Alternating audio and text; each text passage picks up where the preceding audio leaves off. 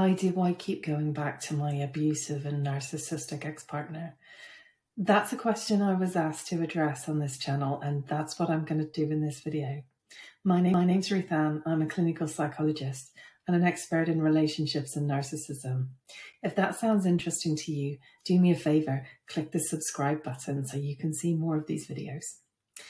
Well, what a confusing situation to be in, and I imagine the person who's in this situation is going to be feeling very, very confused, overwhelmed, questioning themselves, and really quite uncertain about what to do for the best. The good news is there's actually some very understandable and ordinary human psychology that's going on here, and it may be that understanding that can help you to make more sense of your situation and lead you to make wiser and compassionate decisions about what to do next. I also want to acknowledge that deciding to stay or to leave a relationship is complicated, and there are many factors to consider. There might be children, there may be shared financial ties, there may be social or cultural issues. There are all kinds of things to take into consideration, and I don't want anyone to feel judged or ashamed whether they're making the decision to stay or the decision to leave, or whether they're completely unsure about what to do for the best. What I do hope is that by getting a little bit more understanding about what might be going on here, you can make a decision that's wise, that's compassionate, and that truly has your best interests at heart. So how on earth can we make sense of this? Well, the first thing to understand is that as human beings, we are social creatures. We're driven to connect with those close to us.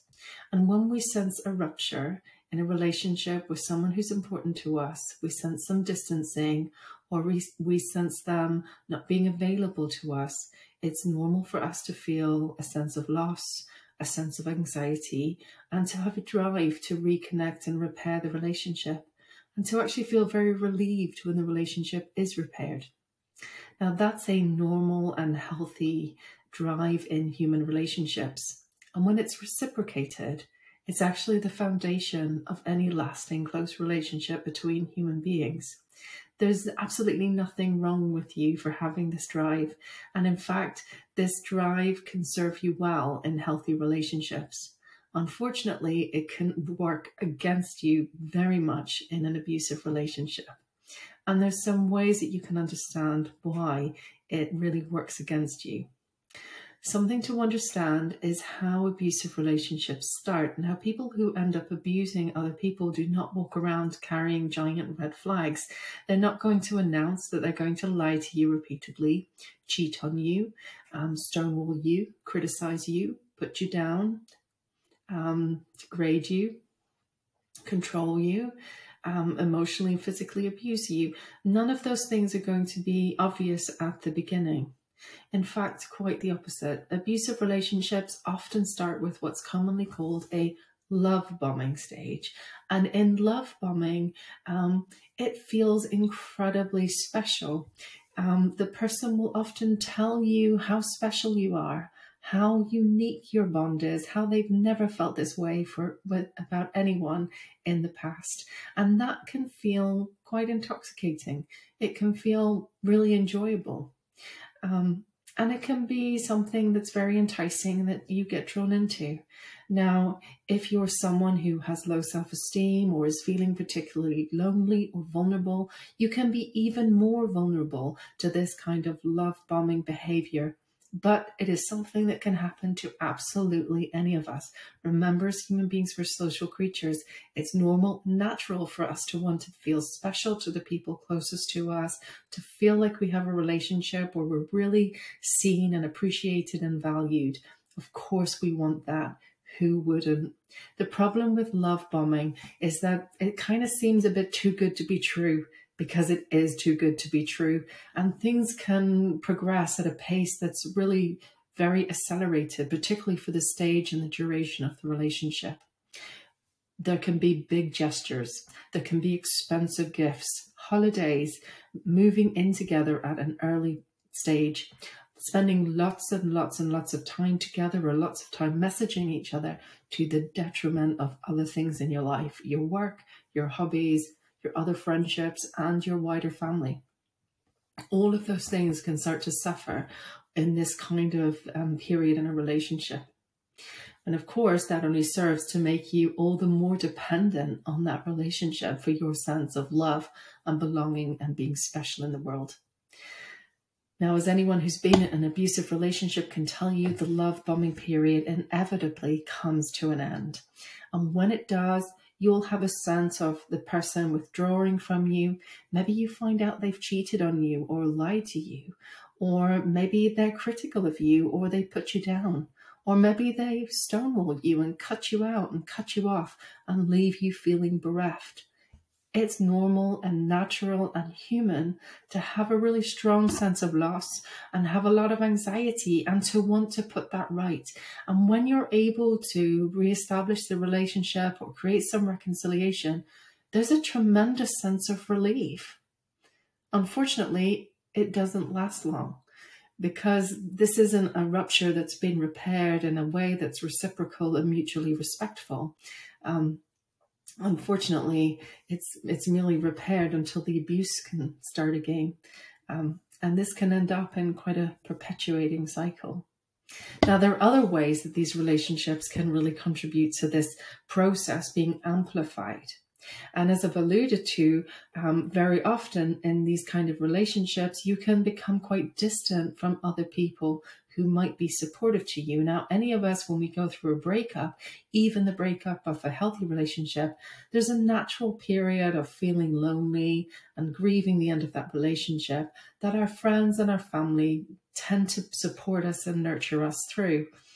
When that's less available, we're all the more dependent on the relationship that we've lost.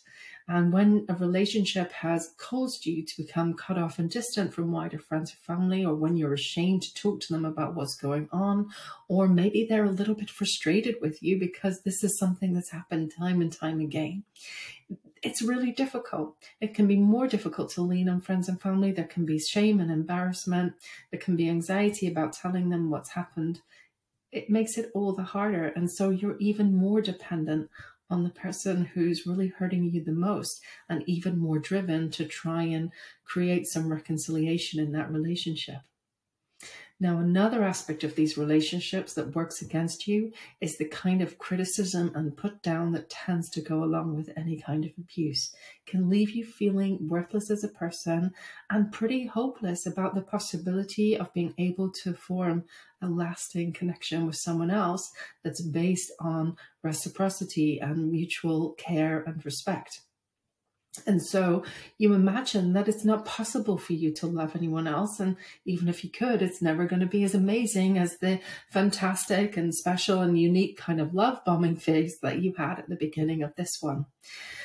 And so the possibility of another relationship may either seem completely out of reach, or even for some people kind of boring when it's compared to this incredibly and intense love bombing period. And so you're even more driven to try and create reconciliation in the abusive relationship. So if that's the situation you find yourself in, what can you do? Well, first of all, I think it's really important to understand these processes and be really honest with yourself. View the love bombing in the context of all the other aspects of this relationship.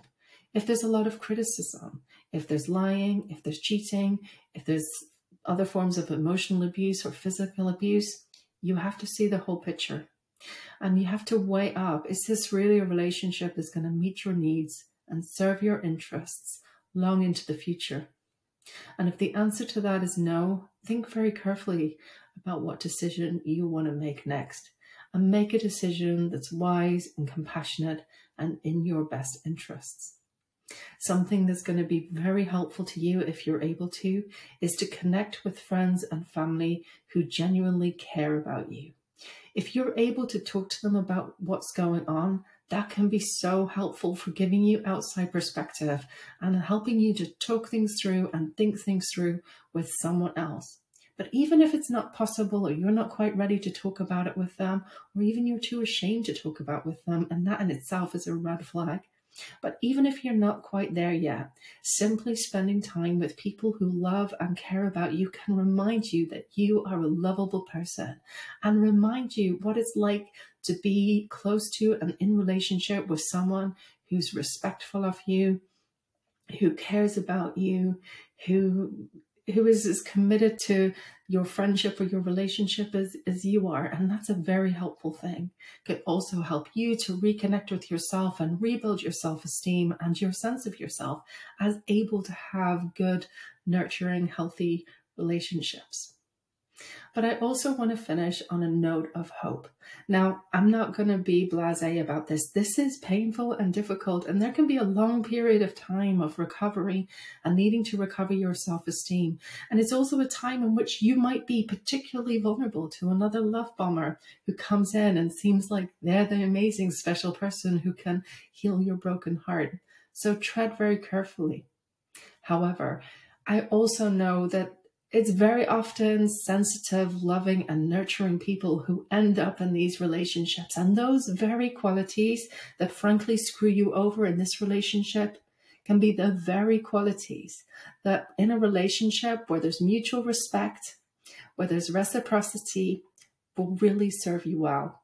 So do please know that you are human and there is nothing wrong with you. And you do have the capacity for love and connection with someone who is reciprocal and respectful of you. I hope this video has been interesting and helpful. If you have personal experience of this, I'd love to hear your experience.